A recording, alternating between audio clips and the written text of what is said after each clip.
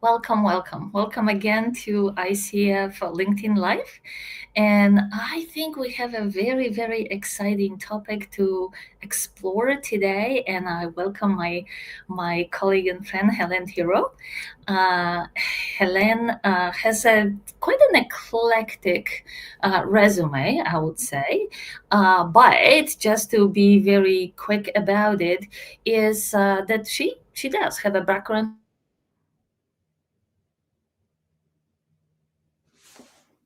in occupational coaching, and now I think if I discern correctly, Helen, you are, I don't even know where to start because you are combining goal setting. This is something that we often talk at the beginning of a new year, right? Everybody is into goals and everything, but goal setting is such an important aspect of people being afraid to step into that space and making commitments.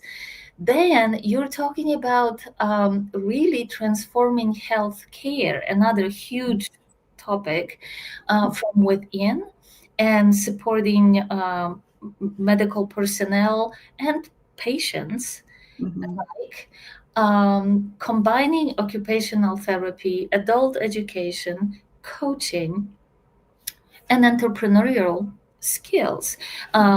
For our listeners, Hélène and her program were recognized by ICF last year as the educational winner of the Impact Award in Education.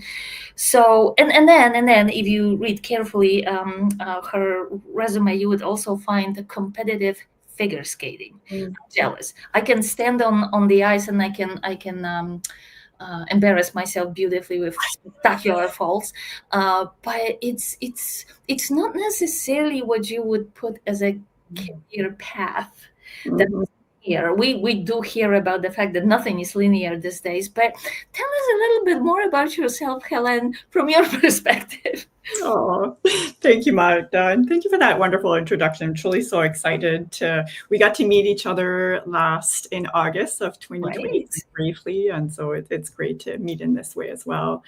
And yeah, I agree with you. It hasn't been a linear career. If you would have asked me 10 years ago what the next 10 years were in, never, I mean, I wouldn't have known. I couldn't have defined what coaching was, to be honest. And so for me, my passion is always, or my path has always been to lead with the heart. And I always knew since a young age I wanted to help others. And my vocation was really important to me, where I was knocking on my guidance counselor's door at the age of grade 9, and he turned me away. I had to be in grade 10 to do so.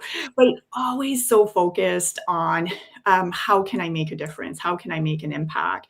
Occupational therapy was such a great platform. I was able to view the human being in all of its aspect, where we focus on the psychosocial component of the human being, the physical component, the cognitive component. It really was aligned at looking at the whole person.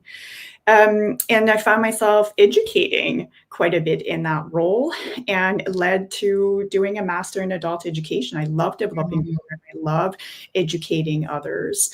And I definitely hit a point in my career. I was about 14 years in my occupational therapy career. As much as I enjoyed it, as much as I've never, to this day, never looked at the clock to look at when is the workday ending, I hit a point that I was feeling burnt out. Yourself. Yeah. And it was just beyond me that I was considering quitting the profession because I sacrificed so much to get there. And I still remember the day where it hit me. And it was a day where I had gone to see my clients in the community, and I had about 5 client visit that day. And so I'd gone from point to see client 1, 2, 3, 4, 5, and all of them, I was driving back home and realized none of them have achieved and followed through on recommendations. And I had to sit the next day and write their progress reports. And many of them I was writing goal not achieved, goal partially achieved. And it was just, I just hit a wall at that point. And it was gradually that it was just serendipitous that I came across, went for coffee with a friend. It says, Helen, this course could be something that's in your lane. It's like, coaching course, 3 days? Mm. And I signed up after I saw the book and how it was linked to my Master of Adult Education. And the next thing I know, from 2016 to 2024, I went from ACC to MCC. No, what I would never have, as you said, it wasn't. I was truly following what was the impact that I wanted to make, and yeah, I could never have predicted it. Yeah, and that's the best of the entrepreneur spirit, I guess, right? You didn't mind knocking on your advisor's door at 9 years old.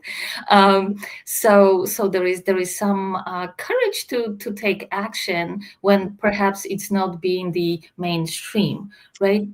So so with your program, with your company, tell us a little bit about that, because this is also a very unique product that you offer in the marketplace.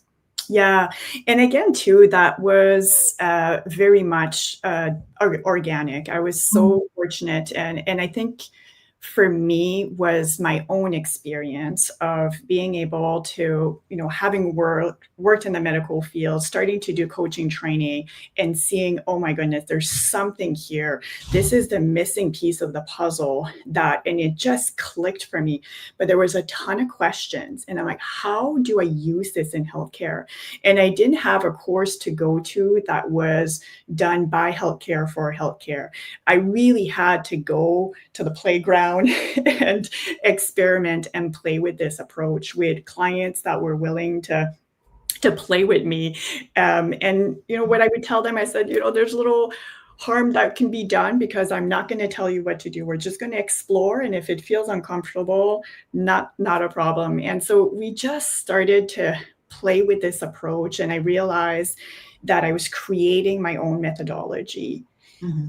The year COVID hit was the year that I was invited to go across Canada in person and teach Canadian occupational therapists how to use a coach approach. I had 8 hours to do this. I'm like, oh my goodness, how do I do this in 8 hours? That's when I have two kids that were younger at the time, and I escaped for a retreat, a local retreat. And I geeked out. I had 2 big luggage that I brought with me. My husband was shaking his head. Like, this is your idea of a retreat? I'm like, yes, I'm so excited. And so I was geeking out and pulled in all my stuff for my master's degree, my coaching training. And that's when I created the Dive Into a Coach approach, because I thought, if I'm going to teach this, I need to have something tangible I can use to support them, to have a model and to have a framework and to have techniques. I have 8 hours. This has to be clean and crisp, and the information has to stick, because this can make such an impact. And I wanted them to experience what I got to experience. To experience of finally being able to not be scared when I was faced with a client's barrier of perception. And I finally had the tools and the confidence to be able to explore and to ask those powerful questions and to call it when I saw it. And in the past, I kind of had a gut feeling that we're not moving forward, we're stuck, because not because of their injury or diagnosis or their symptoms. It was often related to motivation, to values, to beliefs, to attitudes. And I was able to get clearer on that and just be able to dive under that iceberg. And that's how Dive Into a Coach approach name also came for me. Nice. Well, yeah.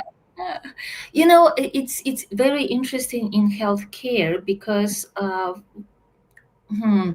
think for a long time it has been a taboo that that wasn't whispered about the burnout in medical field, right? The burnout for doctors, the burnout for nurses, the short period of time they spend with with the patient being scared to ask questions, the patient not knowing how they can show up in a partnership with their medical professionals.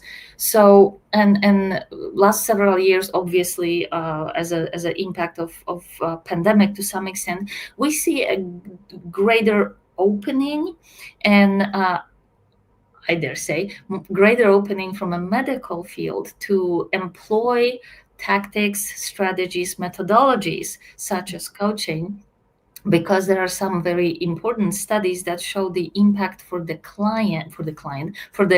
patient being more significant, faster, and more sustainable. Did you see any of it in your approach?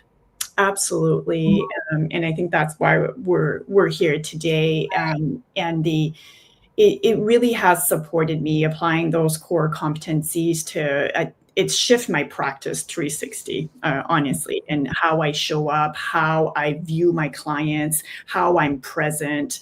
I still laugh when I think about how I thought what active listening was, and it is like taught in my degree. And I really didn't know how challenging it was, and wasn't applying it effectively until I got to get practice. And I always say it's like a muscle you need to bring to the gym. Right, exactly. It really is. And I got to experience what it's like to really be present, to really catch, and I can catch those triggers, those stuck factors much quicker than I could beforehand. And that's the reason for me why it came to a point where it was client after client that I was trying this, and I was starting to see this new methodology, and it was beyond me that I could just have this and live on my computer, and just for me. I could have left it there if I wanted to, but it just was beyond me, where it's like others need to know about this. I'm not the only one that's struggling with it and facing this challenge of goals not met, or of not feeling satisfied with my work. Most healthcare professionals, it's a hard journey to get there. I don't know that a lot of people realize it's just as hard in some of these degrees to get in as a medical practitioner. And so we work very hard to get to become physiotherapists and kinesiologists and occupational therapists and massage therapists, and then to get to this point where we're burnt out and we want to leave the field, it's really disheartening. And so for me, that's my why, is if I can help healthcare practitioners to stay in their field. And what I'm noticing that I wasn't expecting, a lot of them are feeling inspired to step into leadership roles. Oh, that's very important. Yeah. And you're also an educator. So how do you see the importance and the facet of bringing some of what you know now through your own practice to the curricula for those pursuing medical degrees? Yeah, I find that has served me so well to be able to look at their competencies, our competencies that we need in healthcare, and look at the synergy and that we have with our ICF core competencies. And reminding and really developing a curriculum that doesn't feel like it's such a big shift that they have to swim so hard and so far and against the wave, but letting them know a lot of this you're already doing. We're just shifting it from implicit to explicit. We're just going to name it, and we're going to add to it. Just like I thought active listening, I was great at it. Let me add a little bit more to that, and so that you can practice this skill in a different way, look at it in a different way, and have a bigger impact. And so when I'm developing that curriculum, it really is about how can I support them to experience it first, and then become aware of what they just experienced, and then let's play with it. Let's practice it. And so there's a lot of this practical aspects as well, as you know, that's so important for the curriculum, because that's when they realize, oh, I know what you mean now, Helen, when you said this, they get to experience it, feel it. And so it's been. Yeah, so it's really not a revolution, it's an evolution, right? It's just enhancing, bringing to the surface some things that, as you said, people already are doing innately, perhaps, and yet maybe not being able to either realize how important it is or name it properly. Yeah. Yeah. So, as you know, ICF conducted fairly recently a study with PricewaterhouseCoopers where we zeroed in on mental well-being for a very, very specific reason. We do not call it a mental health. We are not healthcare professionals. The coaching profession is not, although we have many people in our ranks who are. But as a field, we are not, and we're not trying to pretend we are by no stretch of imagination. And yet, what we learned was that more and more coaches are actually referring their clients to therapy or to counseling. And more coaches are interested in expanding their knowledge of recognizing the signs of mental well-being trouble, maybe a little wobble. And so they can be as useful to their clients, either in a capacity as a coach or in a capacity of recognizing that the need for referral is real and maybe sometimes even urgent. I think that the pandemic brought it to our attention more so than before. So how does it land for you, that combination of health care and mental care in particular and coaching?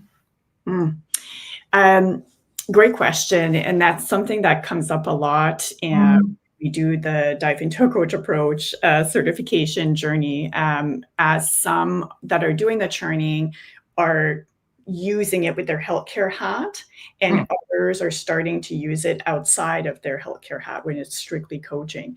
And really speaking of sort of like that gray zone that therapists and coaches can find themselves in. So there's a lot of dialogue about that, and also a lot of dialogue, a lot of questions coming in from coaches who don't have the healthcare background, and talking through what their scope of practice and their skill set, and where's the gap that is appropriate for them to get if they're interested, or deciding, getting really clear in that decision-making tree, when am I going to refer, what's going to feel right for me, and what are going to be my flags for me to say, yep, I'm going to refer to healthcare professionals. This is going to be feeling out of my lane. And I find the answer, sometimes it's black and white, sometimes it's not. There is not a just right formula where we can have it very black and white for people to decide. I think everyone will have their own level of comfort with different topics. But I find, it was neat to see. I'm glad that that's being explored more and more, because the questions are there.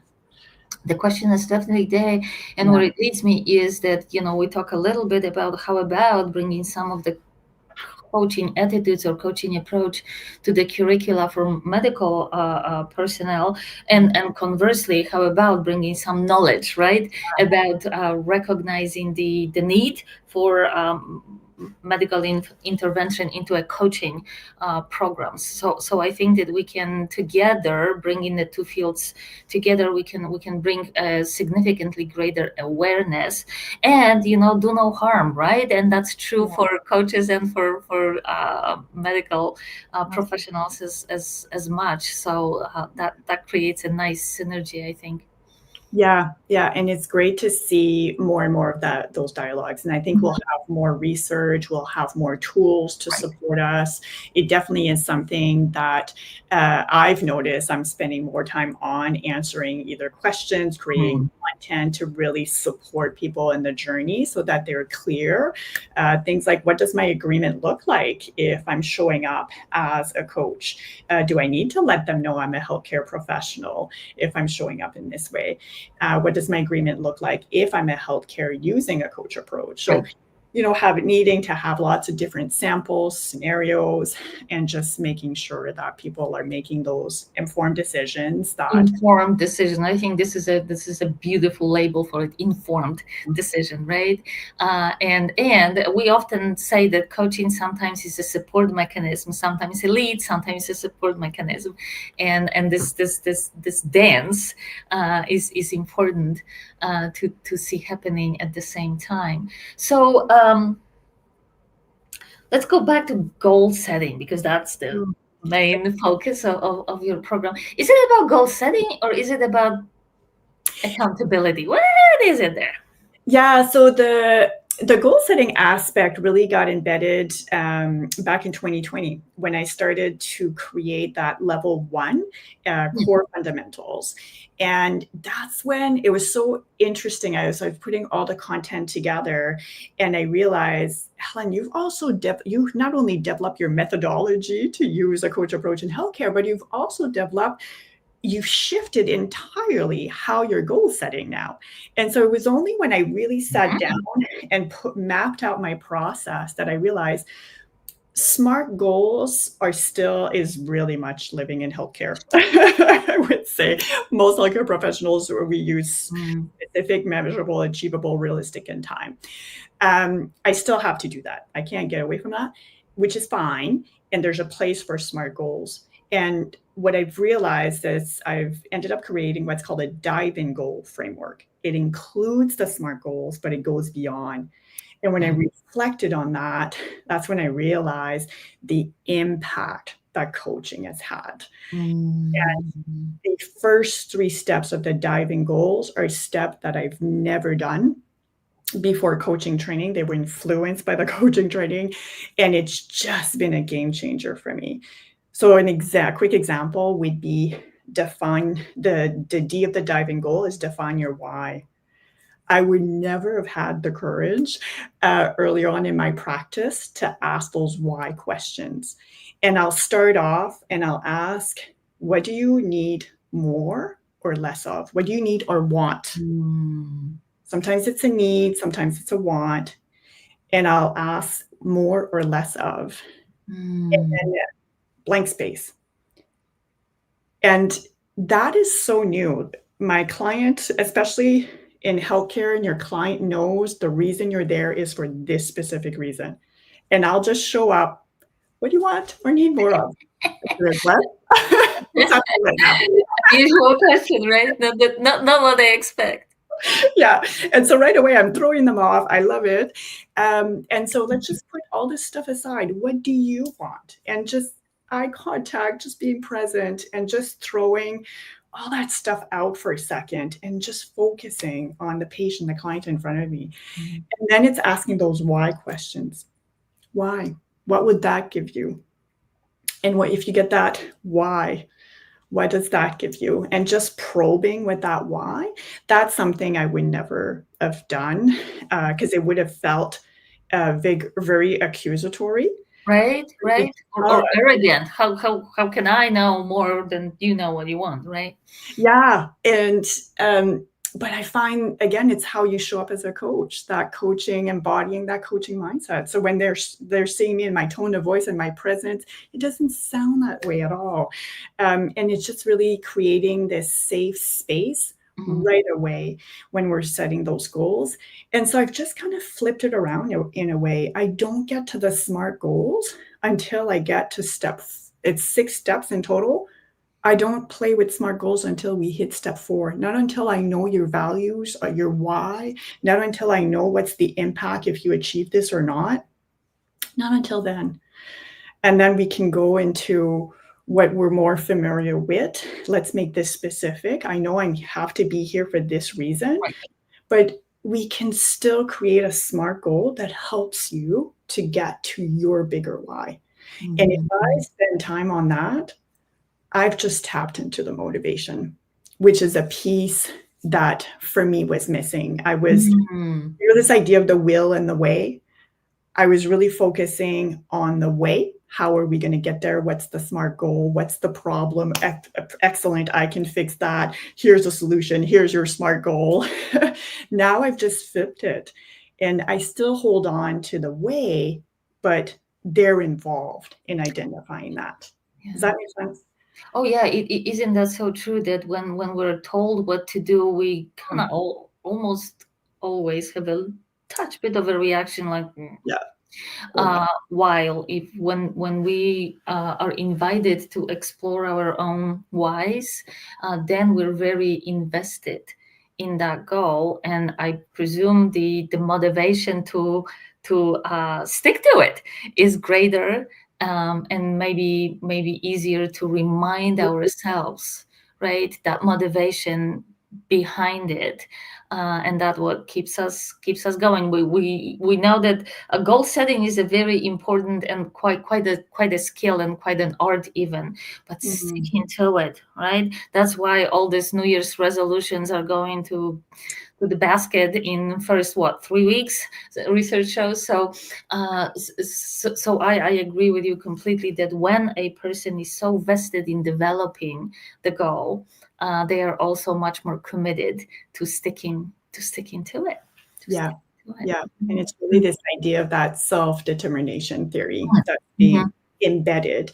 And that's what, when I was creating it, like, what are the different theories that are missing? What are the different core competencies am I using when I'm doing that? And I think what I was trying to do too is how I had 8, like now the level 1 is turned into 12 hours, but still like 8 to 12 hours. Like, how am I going to do this to support? Like, it's going to, we know it takes more than that. That's why the journey is now 50, but some will just do the level 1. So what can I give that will support with the transformative? In the diving goal, you don't need to, you don't know.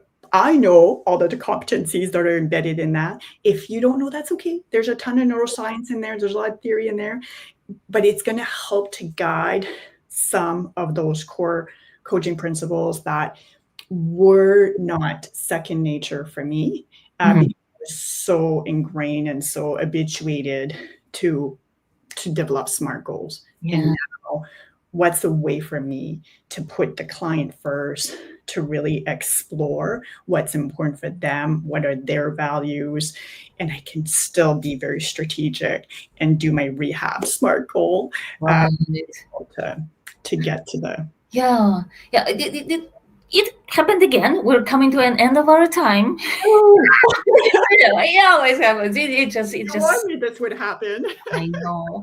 I wanna ask you a question, and I seriously look for answer from Hélène, I guess, more so than from the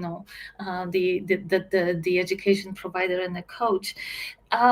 Holiday season it's a lovely time of the year. We're looking forward to it, and it's stressful as heck. What would you like to leave our audience with so we can enjoy it more for what it, I think, is meant to be, than for the absolutely, for many, especially with families, young children, for a magical and yet extremely busy and stressful time? If there's a way, my invitation would be, and this is what I'm trying to put in my practice too. I've having 2 kids, and every day feels quite full. But that invitation to pause and to be present. And I find, again, this idea of coaching shifts you from inside out is something we all have got to experience as coaches. And we know that if we can be grounded and present, we're, even in the chaos and of it all, we are absorbing more of what's meaningful and important for us. So if we're able to carve in a few moments to just do a check-in and ground ourselves and be present, because it is really a gift that we get to have during this holiday time. And a lot of us get opportunities for more reflection. And that's my hope for people. Oh, that's quite lovely. That's a beautiful ending. I'm not gonna mess it up with any more statements. Hélène, thank you so much for being with us today. Very happy holidays to you and your family. And to our viewers, we gonna see you next year. Thank you so much. Well, thank you, Magda. Thank you, everyone.